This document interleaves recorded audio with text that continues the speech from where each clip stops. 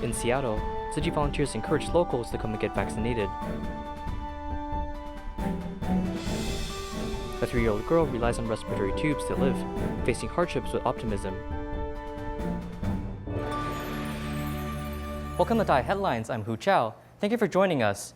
In Seattle, temporary vaccination stations are established in communities. One Tzu Chi volunteer, who works part-time at ICHS, told Tzu Chi Seattle branch about this news. Therefore, Tzu Chi has invited ICHS to serve nearby residents at the Tzu Chi office. In July in Washington, there is the happy atmosphere of free movement. The government has been encouraging residents to get vaccinated, including those who are more than 12 years old. International Community Health Services is willing to set up pop-up clinics. Angela Wen, who works part-time at the clinic, has told Tzu Chi Seattle branch about the news. We can help nearby residents or Chinese community in Seattle. There are still people who have not got vaccinated.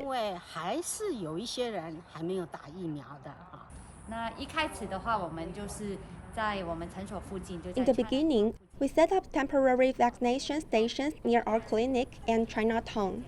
In the beginning, it was easy, as we tried providing the service. Later, we went to faraway locations. If there are needs, we will go there.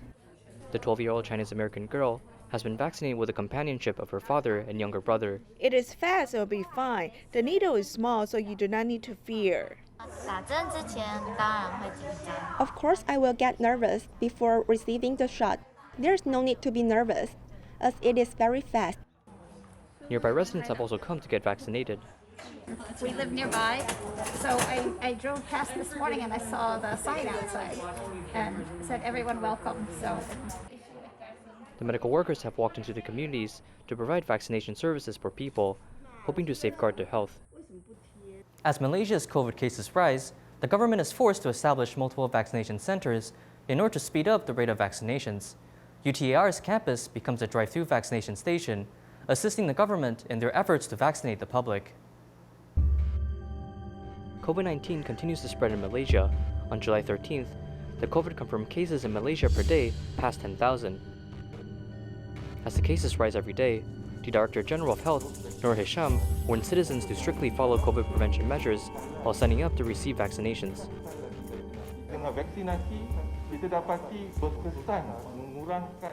We discovered that vaccinations will reduce the chance of hospitalization. As of now, we found the Delta and Beta variants. After receiving the vaccination, we still can get infected, but the chance to infect others is reduced by half. In order to speed up vaccination plans, the Malaysian government has established multiple vaccination centers in government clinics, public halls, university halls, and sports stadiums. UTR's campus will also become a vaccination station, as citizens may receive shots here. There's a vaccination center in UTAR. It is at a university hall, but since the hall is small, only 600 people can receive vaccinations. So if we want to increase the vaccination rate, we need a larger space. There's another space next to our campus with larger space and more parking lots. It's a more ideal location for a vaccination center. If we can utilize that, then we can guide some people from the campus to this place for vaccination.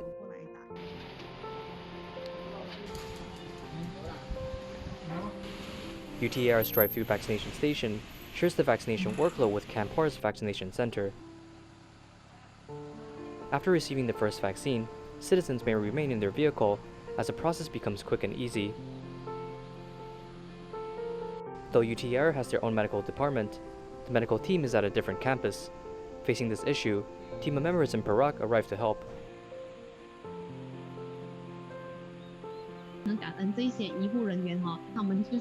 I'm grateful to these medical workers.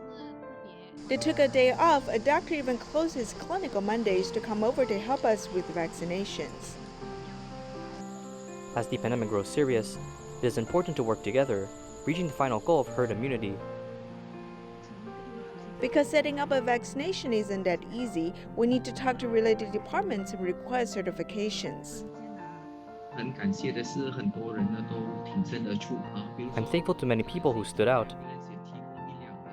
For example, St. John Ambulance provided us with an ambulance, parked at the vaccination center. We are also thankful to TIMA because they have sent over 20 doctors and volunteers to help. It is hoped that citizens can get vaccinated soon, bring an end to COVID-19. To battle the pandemic, Malaysia government calls for more medical volunteers. Retired Dr. Leong Hen Chun and dentist Tan Kwang Ming have both volunteered at the vaccination station. Let's meet these compassionate medical volunteers. In order to control the pandemic and reach herd immunity by the end of the year, Malaysia government is now speeding up the speed of COVID vaccinations. Until July 14th, they have given more than 12,600,000 vaccination shots.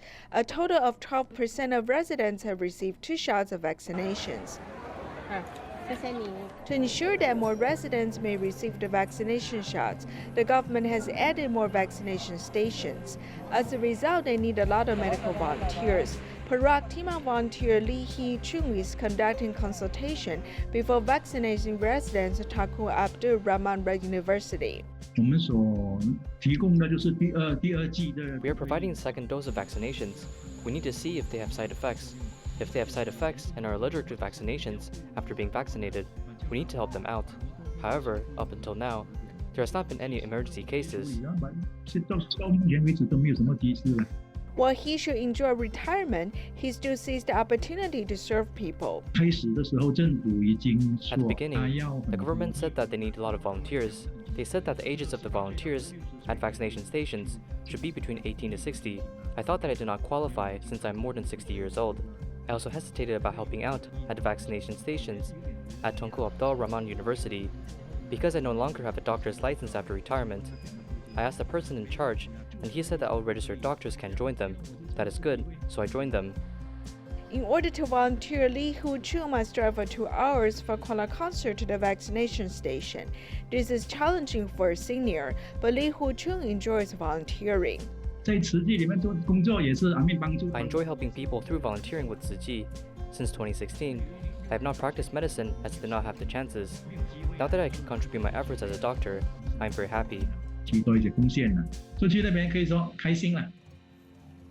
Another doctor, Tan Kwang Ming, has registered when the government was recruiting medical volunteers.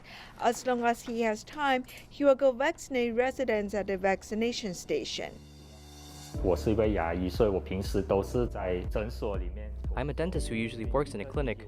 On average, I would spend 1 to 2 days a week to volunteer at the vaccination station.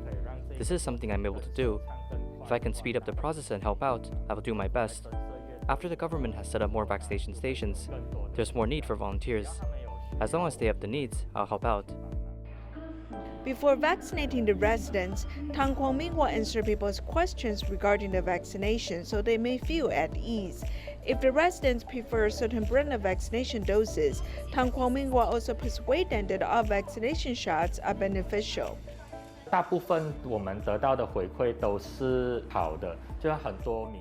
Most of the time, we receive positive feedback. Many people are very grateful to the medical volunteers at the vaccination station. This is our motivation to continue serving the people.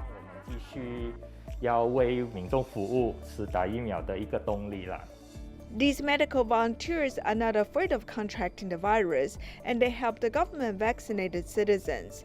They hope to help the country reach herd immunity so that the pandemic may end soon.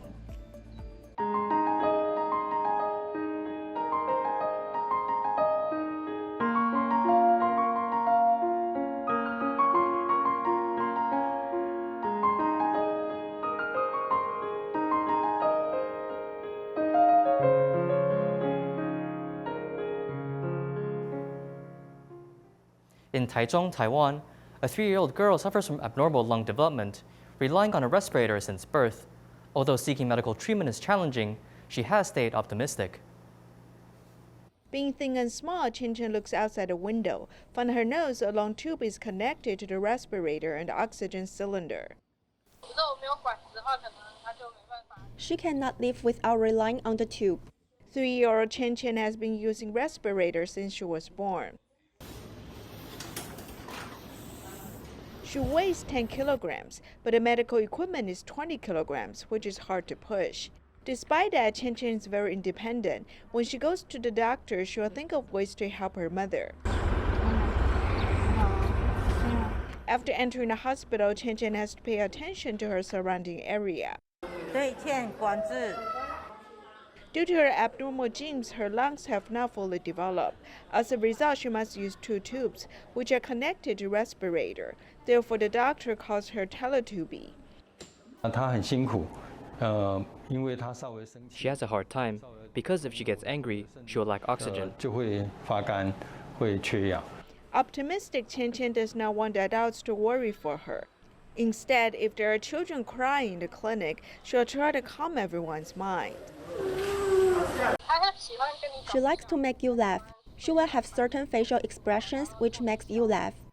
Chen Chen has a lot of tricks to make people laugh. She also helps her mom change her younger brother's diaper.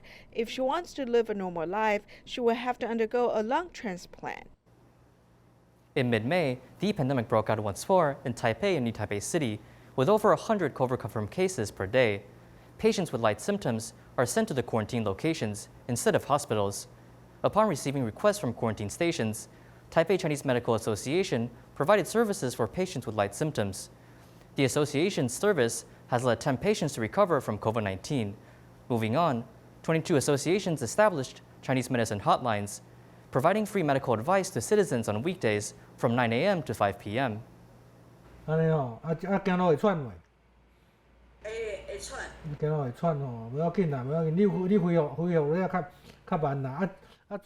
the patient suffers from breathing issues, she can finally talk with the doctor. In the video call, Mei Yu is one of the COVID-confirmed patients from Wanhua district as she once suffered from severe dizziness. Patient Mei Yu was declared COVID positive on May 16th, as on the day she moved into a quarantine hotel. 12 days later, she was tested above the cycle threshold of 30, going out of a quarantine phase, then returning home to self-monitor. Though after returning home, she still suffers from symptoms such as headache and throat pain. After the quarantine phase, she still suffered from severe symptoms such as heartache and chest pain. Through a recommendation from a friend, Mei Yu was treated by a Chinese medicine doctor through video calls. Starting May 28th, her tongue was uneven and has blisters, tongue coating. Her face also appears to be pale. On May 29th, she started drinking Chinese medicine, reducing coughing symptoms. 2 days later, she no longer suffers from stomach and chest pain. By July 1st, her tongue situation became normal. Light blue tongue means bruises that are not dealt with.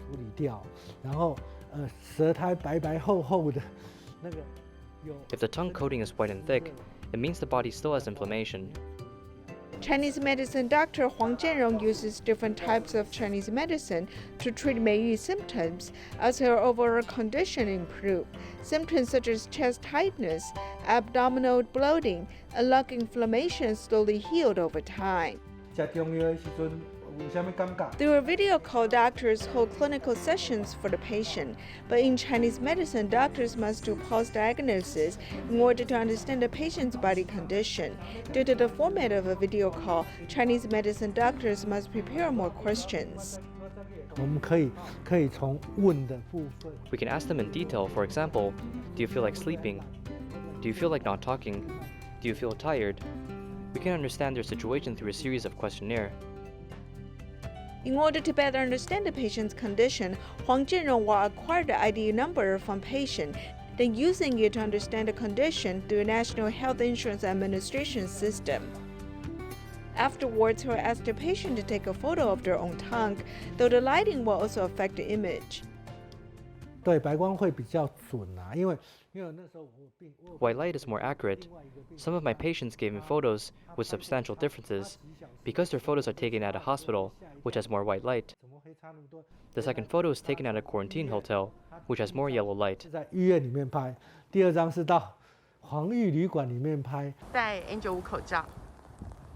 Fully protected to deliver medicine, Huang Jianrong says that since doctors know well how to protect themselves, it's best for them to deliver the medicine to a specific location, though he's not allowed to visit a patient's home. My patient is still in quarantine. She contacted me 2 days before going out of quarantine for telemedicine session. After I sent in the Chinese medicine to the local youth activity center, she ate it and she got out of quarantine.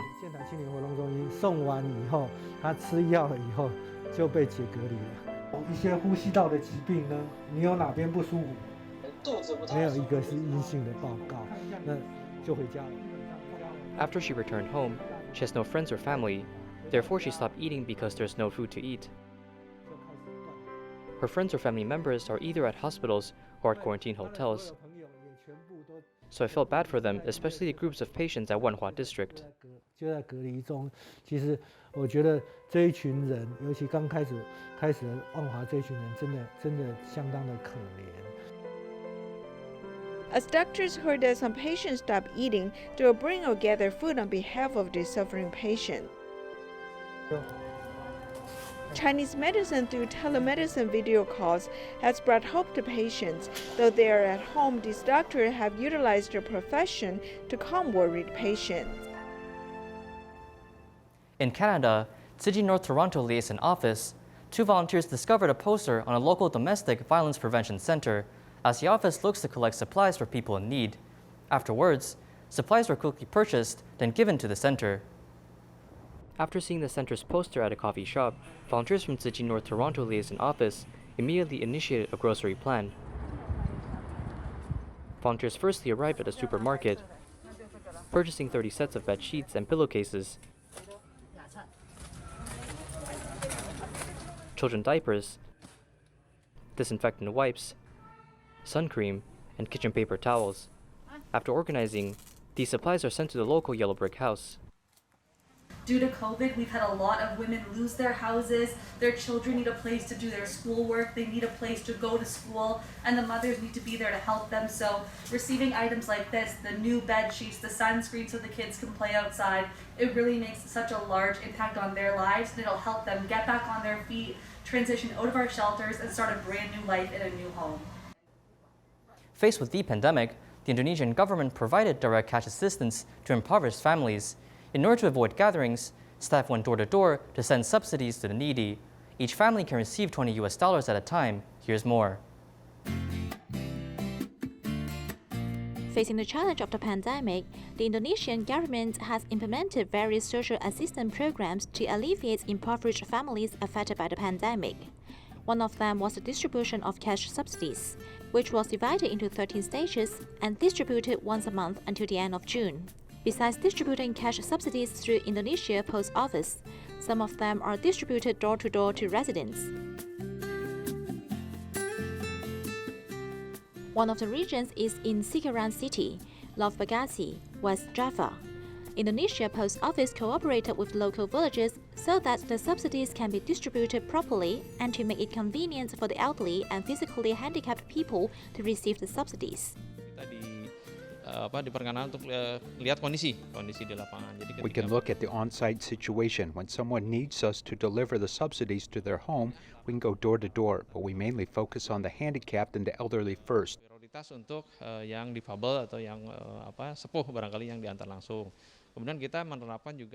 To avoid gathering, we also restrict the number of people inside the post office, but still there are some residents going to the nearby post office in person to get the subsidies. Dan ada juga masyarakat sekitar lingkungan kantor pos itu untuk dibayarkan di kantor pos cabang kami terdekat. Visiting the residents and giving cash subsidies in person really made the recipients very happy. Wianchi was very surprised to see the postman come and brought her subsidy.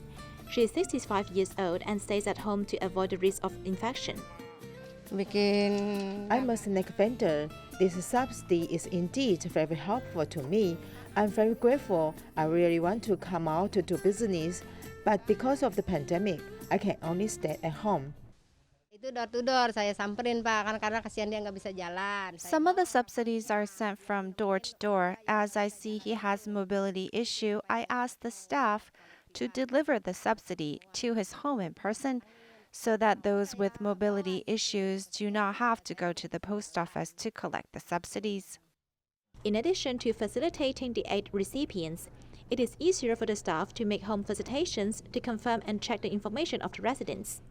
Once inconsistent information is found and confirmed the recipient is not eligible, the subsidy will be cancelled immediately. The director of the Cikarang City Post Office stated that in the first phase of distribution, 6% of the information was found inconsistent and the subsidies were returned. Nah makanya itu peran serta kantor pos karena memang kita langsung bersentuhan dengan masyarakat. Saya pikir pas lah. That's the role of the post office because the postman can communicate with residents in person. For me, it is the right choice. So we visited those residents who cannot come to collect subsidies in person. And our employees are scattered around. Apart from doing their regular packages, they have to send cash subsidies at night. Pekerjaan rutin kami di surat paket. Kita juga nanti malamnya tugas untuk penyaluran langsung ke door-to-door ke masyarakat. At present, 96% of the cash distribution in Cikarang City has been completed, which is equivalent to 29,687 local households that have received cash subsidies. During this pandemic, to give local residents a place to breathe some fresh air, a community in Tangerang City has been turned into a green garden, where residents can come read a book and take in the view of all that is green.